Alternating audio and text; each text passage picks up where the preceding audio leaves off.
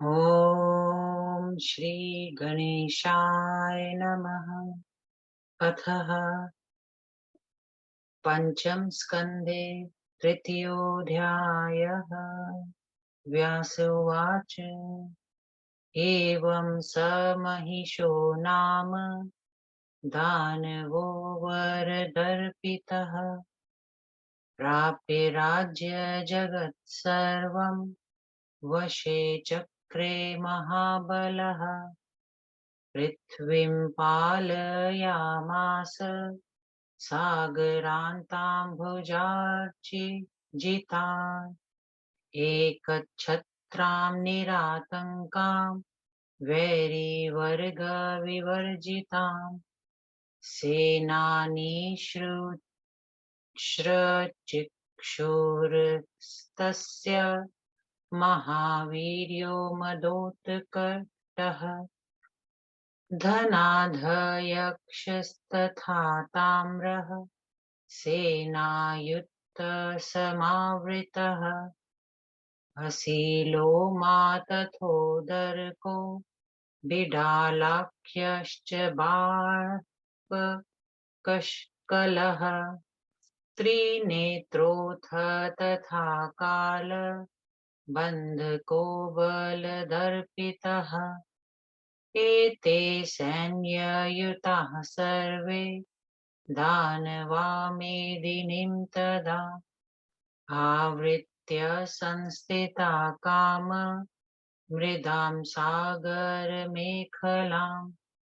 करदाश्च कृताः सर्वे भूमिपालाः पुरातना निहता ये बलोदग्रा क्षात्रधर्मव्यवस्थिता ब्राह्मणावशगा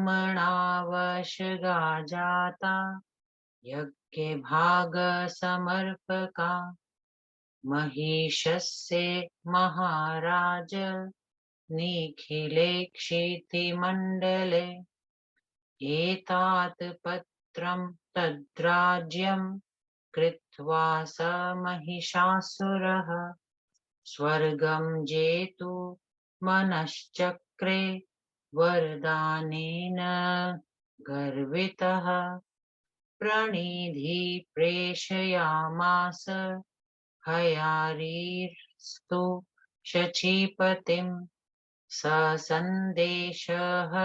शीघ्र माहुयोवाच दैत्यराज गच्छ वीर महाबाहो दूतत्वं कुरु मे नघ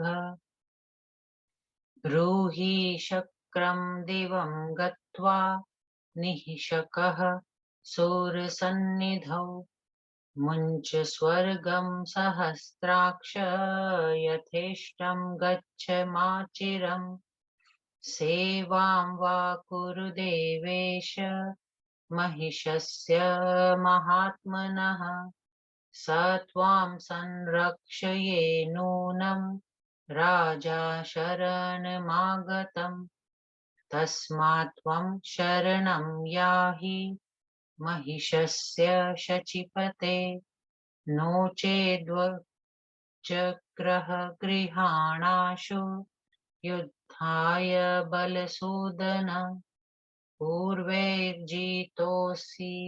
चास्माकं जानामि तव पौरुषम् अहल्याजारविख्यातं बलं ते शूरसङ्घपः युध्यस्वं व्रजवा कामं यत्र ते रमते मनः व्यास उवाच तच्छ्रुत्वा वचनं तस्य शक्रः क्रोधसमन्वितः उवाच तं नृपश्रेष्ठ स्मितपूर्वं वचस्तदा न जानेऽहं सुमन्दात्मन् यतस्त्वं मददर्पितः चिकित्सां च करिष्यामि रोगस्यास्य प्रभोस्तव अतः परं करिष्यामि मूलस्यास्य निकिकृन्तनं गच्छदूत तथा ब्रूहि तस्याग्रे मम भाषितम् शिष्टैर्दूतान् हन्तव्यास्तस्मात् त्वां विसृजाम्यहम् युद्धे च चेत् समागच्छ त्वरितो महिषी सुत हयारे त्वद्बलं ज्ञातं त्रिनादस्त्वं जडाकृतिः शृङ्गयोस्ते करिष्यामि सुदृढं च शरासनम् दर्पः शृङ्गबलातेऽस्ति विदितं कारणं मया विषाणे ते परिच्छित्त्वा संहरिष्यामि तद्बलम् यद्बलेनातिपूर्णस्त्वं जातोऽसि बलदर्पितः कुशलस्त्वं तदाघाते न युष्टे महिषाधम व्यास उवाच इत्युक्तौ सौ सुरेन्द्रेण स दूतस्त्वरितो गतः जगाम महिषं मत्तं प्रणमय प्रत्युवाचः दूतवाच राजन् देवाधिपः कामं न त्वां विगणयत्यसौ मन्यते स्वबलं पूर्णं देवसैन्यसमावृतः यदुक्तं तेन मूर्खेण कथं ब्रवीम्यहम् प्रियं सत्यं च वक्तव्यं धृत्येन पुरतः प्रभो प्रियं सत्यं च वक्तव्यं प्रभोरग्रे शुभोऽच्छुना इति नीतिर्महाराज जागर्ति शुभकारिणी केवलं चेत् प्रियं ब्रूया न ते कार्यं भविष्यति परुषं च न वक्तव्यं कदाचिच्छुभमिच्छता यथा रिपुमुखाद्वाचः प्रसरन्ति विशोपमा तथा भृत्यमुखानाथ निःसरन्ति कथं गिरः यादृशानिह वाक्यानि तेनोक्तानि महीपते तादृशानि न मे जीवा वक्तुमर्हति कर्हिचित् व्यास उवाच तच्छ्रुत्वा वचनं तस्य हेतुगर्भं त्रिणाशनः भृशं कोपपरीतात्मा बभूव महिषासुरः समाहूय ब्रवीत् दैत्यान् क्रोधसरक्तलोचनः लाङ्गूलं पृष्ठदेशे च कृत्वा मूत्रं परित्यजन् भो भो दैत्याः सुरेन्द्रोऽसौ युद्धकामोऽस्ति सर्वथा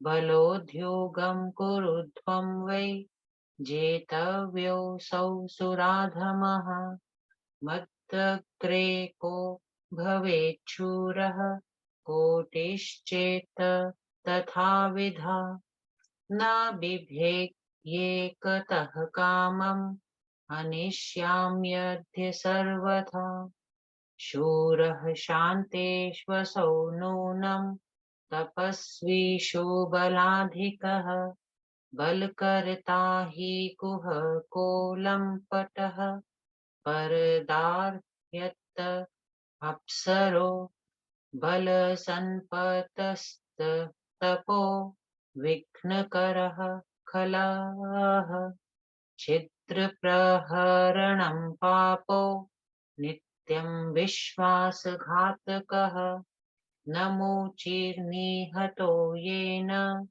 कृत्वा सन्धिं दुरात्मना शपथान् विविधानादौ कृत्वा भीतेन छद्मना विष्णुस्तु कपटाचार्यः कुहकः शपथाकरः नानारूपधरः कामं बलकृत् दम्भपण्डितः कृत्वा कोलाकृति येन हिरण्याक्षो निपातितः हिरण्यकशिपुर्येन नृसिंहेन च घातितः नाहं यत्त्वशगो नूनं भवेयं धनुनन्दिना विश्वासं नैव गच्छामि देवानां कुत्र कर्हिचित्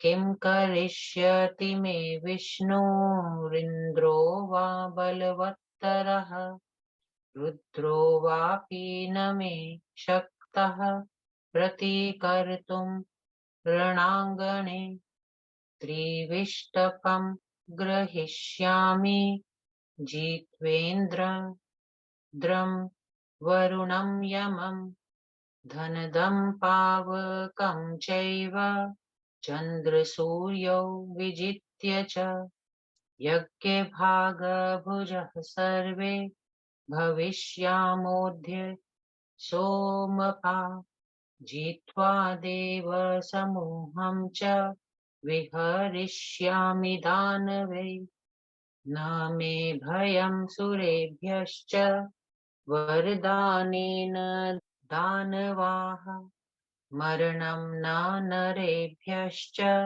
नारी किं मे करिष्यति पातालपर्वतेभ्यश्च समाहूय वरान् वरान् दानवान् मम सैन्येषान् कुर्वन्तु त्वरिताश्चरा एकोऽहं सर्वदेवेशान् विजेतुं दानवाक्षमः शोभार्थं वः समाहूय नयामि सुरसङ्गमे शृङ्गाभ्यां च खुराभ्यां च हनिष्येऽहं सुरान् किल न मे भयं सुरेभ्यश्च वरदानप्रभावतः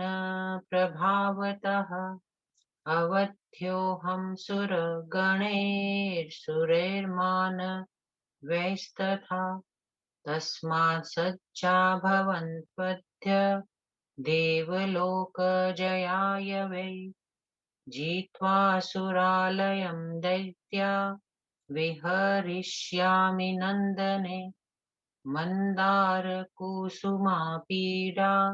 देवयोषित संविता कामधेनुपयोत्सिक्ता सुधापानप्रमोदिता देवगन्धर्वगीतादि नृत्यलास्य समन्विता उर्वशी मेनकारम्भा घृताची च तोतिलोत्तमा प्रमद्वरा महासेना मिश्रकेशी मदोत्कटा विप्रचित्ति प्रभृतयो नृत्यगीतविशारदा रञ्जयिष्यन्ति वः सर्वान् नानासवनिषेवणे सर्वे सज्जा भवन्तव्य रोचतां गमनं दिवि सङ्ग्रामार्थं सुरैः सार्धं कृत्वा मङ्गलमुत्तमम् रक्षणार्थं च सर्वेषां भार्गवं मुनिसत्तमम् समाहूय च सम्पूज्य स्थाप्य यज्ञे गुरं परं व्यासुवाच इति सन्दिशय दैत्येन्द्रान् महिषः पापधीस्तदा जगाम त्वरितो राजन् भवनं स्वं मुदान्वितः। इति श्रीदेवी भागवते महापुराणे पंचम स्कंदे दैत्यसैन्योद्योगो नाम तृतीयोऽध्यायः। पंचम स्कंदे तीसरा अध्याय हिंदी अनुवाद। देवताओं के साथ युद्ध की तैयारी। व्यास जी बोले, हे राजन, वरदान पाए रहने के कारण महिषासुर बड़ा अभिमानी हो गया। उस महाबली दानव ने राज्य पाकर कुछ ही समय में समस्त विश्व को अपने वश में कर लिया। वह अपने भुज बल से समुद्र पर्यंत समस्त पृथ्वी पर एक छत्र राज्य करने लगा। उसे वैरियों का कुछ भी भय नहीं रह गया था। उसका सेनापति चिक्षुर बड़ा मदमत और पराक्रमी था। उसका कोषाध्यक्ष ताम्र था, जिसके पास 10,000 सेना रहती थी। असीलोमा, उद्रक, बिडालाख्य, बाष्कल, त्रिनेत्र और बल से उन्मत्त काल बंधक, इन प्रधान प्रधान दानवों ने अपनी अपनी सेनाओं द्वारा सारी ससागरा पृथ्वी को घेर कर अत्यंत समृद्ध राज्य स्थापित किया। जितने भी पुराने राजे थे, उन सब से वे कर लेने लगे। उनमें भी जो स्वाभिमानी थे और क्षात्र धर्म के अनुसार जिन राजाओं ने उनका सामना किया, वे मार डाले गए। हे महाराज, महिषासुर के साम्राज्य में रहने वाले सब ब्राह्मण उनके अधीन हो गए और उसे यज्ञ का भाग देने लगे। इस प्रकार एक छत्र राज्य स्थापित करने के बाद वरदान से गर्वित महिषासुर ने स्वर्ग पर विजय प्राप्त करने का मंसूबा बांधा। तदनुसार शीघ्र दूत को बुलाकर दैत्यपति महेश ने कहा, हे वीर, हे महाबाहो, हे अनग, तुम मेरा दूत कार्य करो। तुम बेखट के स्वर्ग में जाकर देवताओं के स्वामी इंद्र से मेरी जबानी कहो। हे सहस्त्राक्ष, तुम शीघ्र स्वर्ग छोड़कर जहां इच्छा हो वहां चले जाओ, या कि महात्मा महिषासुर की नौकरी करो। यदि तुम उनकी शरण में चले जाओगे तो वे अवश्य तुम्हारी रक्षा करेंगे। हे शचीपते, अच्छा तो यही हो कि तुम उनकी शरण में चले जाओ। यदि महिषासुर का आदेश स्वीकार ना हो तो हे बलसूदन, बल दैत्य के नाशक, अपना वज्र संभाल कर युद्ध के लिए तैयार हो जाओ। हमारे पूर्वजों ने तुम्हें कई बार परास्त किया है। हम तुम्हारा पुरुषार्थ जानते हैं। अहल्या के साथ व्यभिचार करने वाले और देव संघ के अधिपति हे इंद्र, तुम्हारे बल को मैं भली भांति जानता हूँ। अब तुम या तो मेरे साथ युद्ध करो अथवा स्वर्ग त्याग कर जहां जी चाहे वहां भाग जाओ। व्यास जी बोले, दूत के वचन सुनकर इंद्र क्रुद्ध हो गए। फिर भी हे नृप श्रेष्ठ, उन्होंने मुस्कुराकर कहा, हे अतिशय तुच्छ बुद्धि रहते, मुझे इस बात का पता नहीं कि तुम्हें इतना घमंड क्यों हो गया है। लेकिन फिर भी मैं तुम्हारे स्वामी महिषासुर का अभिमान ज्वर उतारने की चिकित्सा करूंगा। इसके बाद मैं उस रोग को जड़ से नष्ट करने का उपाय करूंगा। हे दूत, अब तुम अपने स्वामी के पास लौट जाओ और मैंने जो कहा है उसे कह दो। भले लोग दूत का वध नहीं करते, इसलिए मैं तुम्हें छोड़ देता हूँ। तुम मेरी ओर से कह देना, हे महिषी पुत्र, यदि लड़ने की इच्छा हो तो आ जाओ। हे महिषासुर, तुम घास खाने वाले जड़ प्रकृति के पशु हो, सो तुम्हारा बल मुझे मालूम ही है। मैं तुम्हें मारकर तुम्हारी सिंगों से एक सुपुष्ट धनुष बनाऊंगा। तुम्हें अपनी सिंगों के बल पर बड़ा अभिमान है, यह भी मुझे ज्ञात है। सो उन सिंगों को काट कर मैं तुम्हारा गर्भ खर कर दूंगा। अरे अधम महिष, उन सिंगों के बूते पर तू इतना इतराता है, किंतु केवल उन्हीं से आघात करने का कौशल तुझ में है, तो युद्ध करने में निपुण नहीं हो सकता। व्यास जी बोले, हे राजन, देवराज इंद्र के वचन सुनकर दूत तत्काल लौट पड़ा और उन्मत्त महिषासुर के पास जाकर तथा प्रणाम करके बोला। दूत ने कहा, हे राजन, देवराज इंद्र आपको किसी गिनती में नहीं मानते। देव सेना से संपन्न होने के कारण वे अपने को पूर्ण शक्तिशाली समझते हैं। उस मूर्ख ने जो बातें कही हैं उन्हें मैं कैसे कहूँ, क्योंकि सेवक का यह धर्म है कि वह अपने स्वामी से मृदु और सत्य वाणी बोले। अपना कल्याण चाहने वाले भृत्य को चाहिए कि स्वामी के समक्ष प्रिय लगने वाली ही सच्ची बात बोले। यही नीति सुखदायिनी होती आई है। लेकिन केवल यदि केवल चिकनी चुपड़ी बात ही कहूँ तो आपका काम नहीं बनेगा, क्योंकि नीति शास्त्र कहता है कि अपना भला चाहने वाले भृत्य प्रभु के समक्ष कोई अप्रिय बात ना बोले। हे नाथ, जिस प्रकार शत्रु के मुख से वैशीली बातें निकलती हैं, वैसी बातें किसी सेवक के मुख से कैसे निकलेंगी।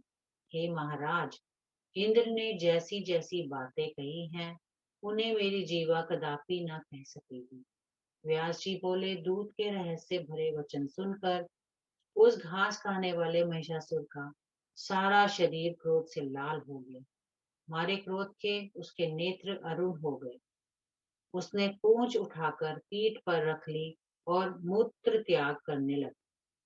तत्काल उसने दैत्यों को बुलाकर कहा, हे दैत्यों, देवराज इंद्र हमसे लड़ना चाहता है, सो आप शीघ्र सेना का संगठन करिए। हमें उस देवाधम को जीतना होगा। उसके साथ उसके जैसे करोड़ों वीर मेरे समक्ष आ जाएं तो भी मैं ना डरूंगा। तब उस अकेले इंद्र को क्या समझता हूँ।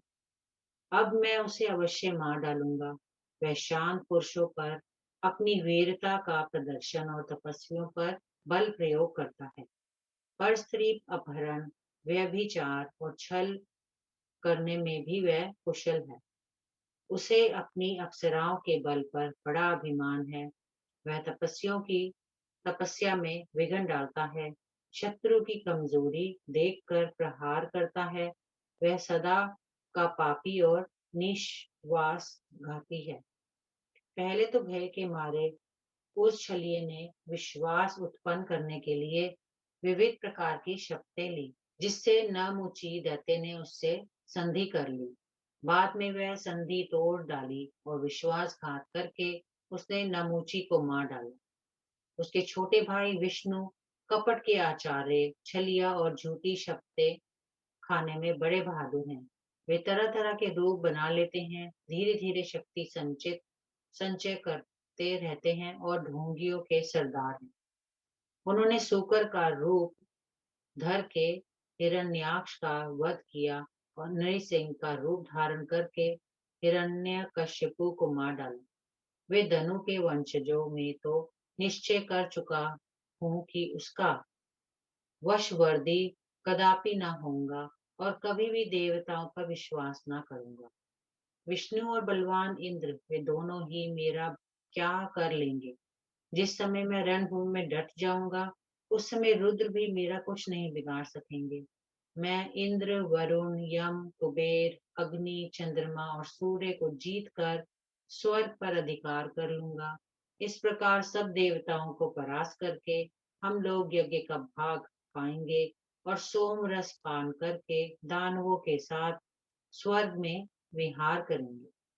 हे दानवों, वरदान प्राप्त किए रहने के कारण मुझे देवताओं का कुछ भी भय नहीं है।